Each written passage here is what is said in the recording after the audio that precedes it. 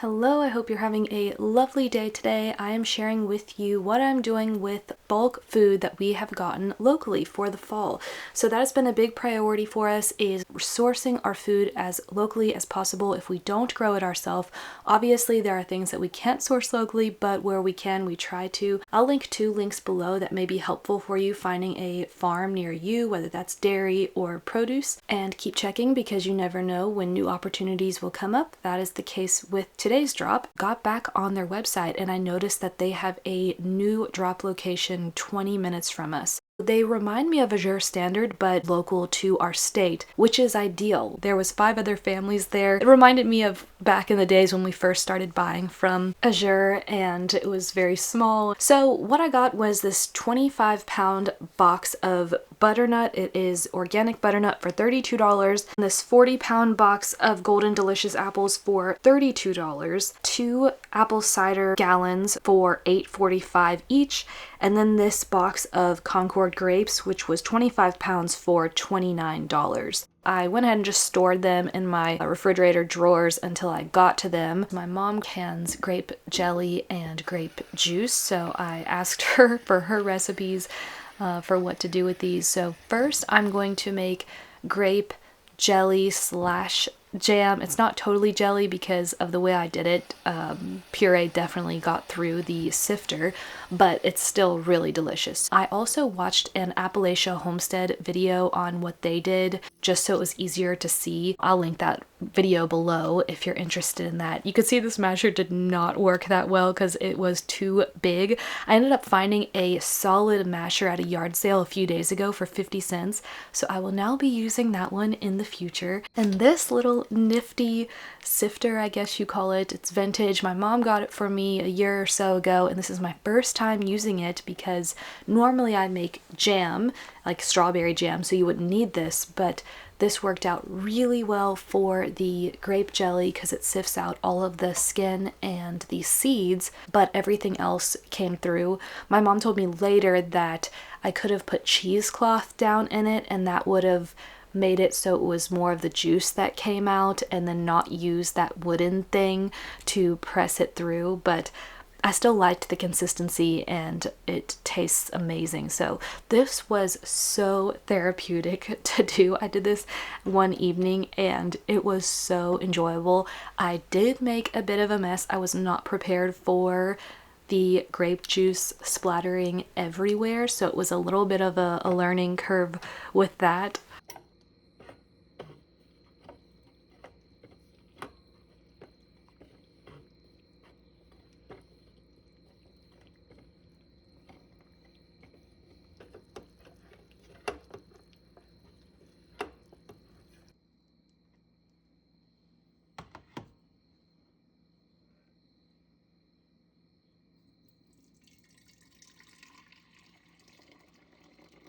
So those 14 pounds of grapes made 1.5 gallons of grape juice, which I will then later turn half of that into jelly. But you can see this grape juice definitely stay in the countertops. I used baking soda on this half and it did work, it just took longer to scrub.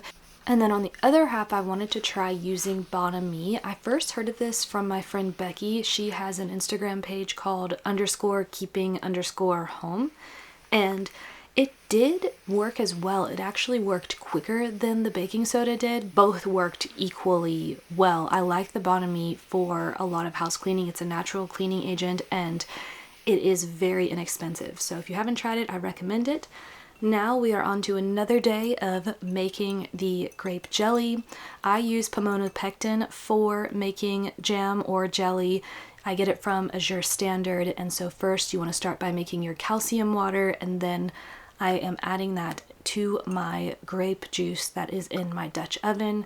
I used half of the grape juice that I had made previously, and then I'm adding the lemon juice. I also get this from Azure Standard. I get this in a 6-pack because it's a way better value, because this organic lemon juice can be very expensive, but it's much cheaper when you get it in bulk from Azure. I will wait a bit until it warms up more, and then I will add the pectin and the sugar. So With Pomona's pectin, you can use less sugar or sweetener than you would with other ways of making jelly or jam. I could have used honey with this, but I like to use honey sparingly because I only use the best quality honey I can find. We did not have bees this year, so sadly we will not be harvesting any honey for ourselves. So I did use sugar for this to save my honey for other uses. And then the one recipe I followed said to use the immersion blender for this. This was the beginning of a giant mess, because while I was doing this, all of a sudden out of nowhere, the whole thing overflowed. I had already stopped the video at this point, so you're not going to see that happen, but it made a huge mess. You can see the remnants of the mess. It was wild. The joys of making jam or canning. I feel like anytime I do any canning, I end up somehow making a mess. But now I'm just pulling the foam off of the top. You don't have to do that. It was actually really delicious to eat later that night. The texture was fascinating texture, but the taste was delicious. I actually didn't lose that much jam when it overflowed, which I was very grateful for. I still ended up getting 13 half pints out of this, which was more than what I was thinking I was gonna get. If you've never canned before, I recommend finding someone you know in real life who can teach you. From my experience, it was so much easier to be in the kitchen with my mom when she taught me how to do this. It just gave me confidence watching someone else. I know you could probably learn also from watching someone on YouTube, but from my experience, being actually with someone and watching them do it, it gave me confidence to be able to do it myself. And my mom also taught me this of putting a little bit of apple cider vinegar on a cloth and wiping the tops of the jars with it to make sure you have no jam residue on the outside that could mess with the seal.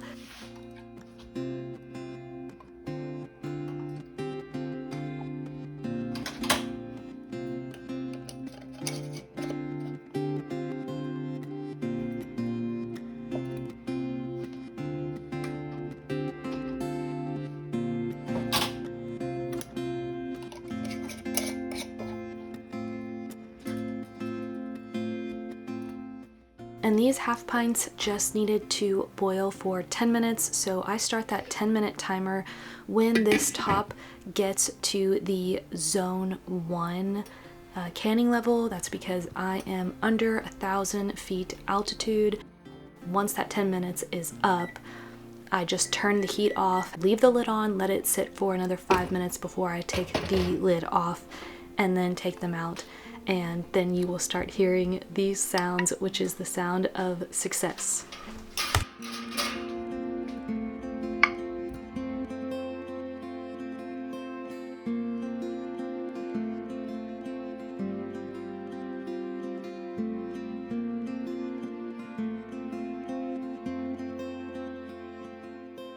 And now for processing the rest of the grapes, which I am just going to make into grape juice and can them.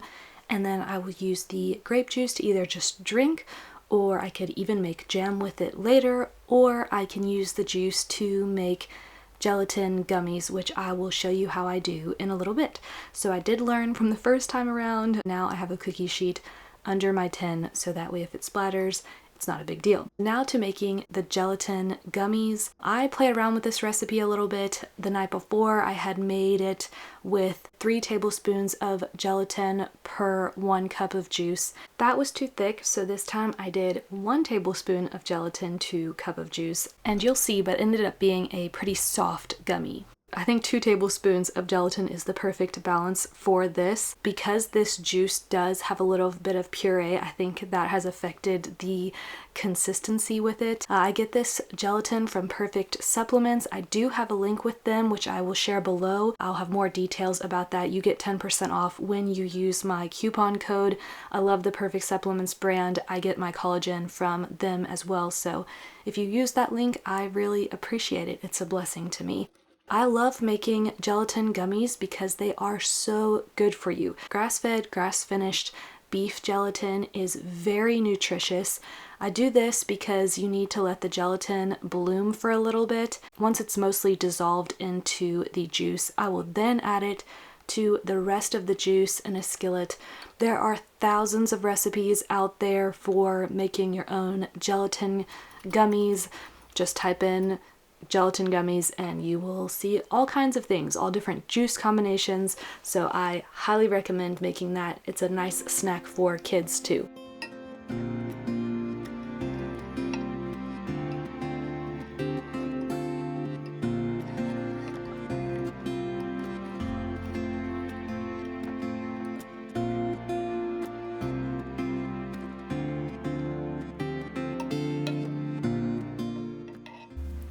You can kind of see how soft it is, and then I will show you the previous night's one and how hard that one is.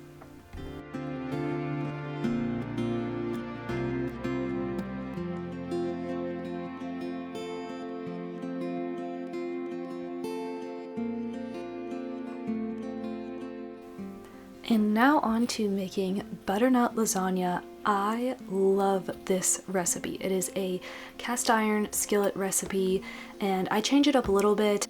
I think the recipe said it was optional to add meat, and I did add a pound of sausage to it.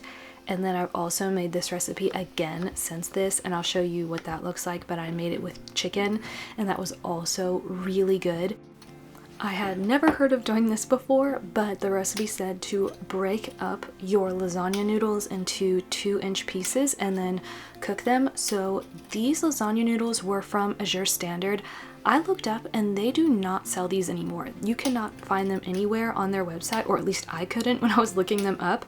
It was a 5-pound bag that I got many months ago, but they did not cook that well. So I'm wondering if Azure discontinued them because they all kind of stuck together, and I had a lot of salt in that pot.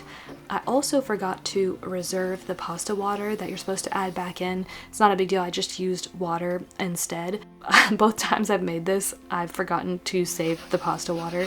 And so now I'm just browning the sausage, and then I take the sausage out once it's cooked, and then I will add in the butternut and onion into this and cook it in the fat from the sausage, which is really nice. I do think that's one thing that's missing when you cook the chicken, is that nice fat from the sausage, but the chicken was still a good alternative. And then I have some thyme from the garden and some dried sage, which both of those spices really make the recipe. You cannot skip out on those things. They are delicious. And then I add the rest of the spices that the recipe calls for.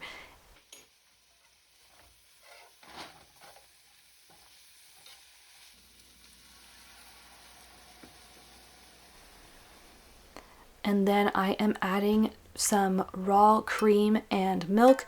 We stopped by our local dairy this week to get the 10 gallons of milk that we get that will stretch us out for a month. So I got to use that in here. If I don't have fresh cream on hand, I'll usually just buy an organic brand. And you can see how chunked up those noodles were, so it helped for me to separate them a little bit by hand, and it ended up being fine. They separated once they were in that mixture. And then I added the sausage back into it, and then you add 1/4 of the amount of cheese and mix it up really well, and then you top the whole thing with the rest of the cheese, and then you put it in the oven and let it cook, I think for 10 or 15 minutes.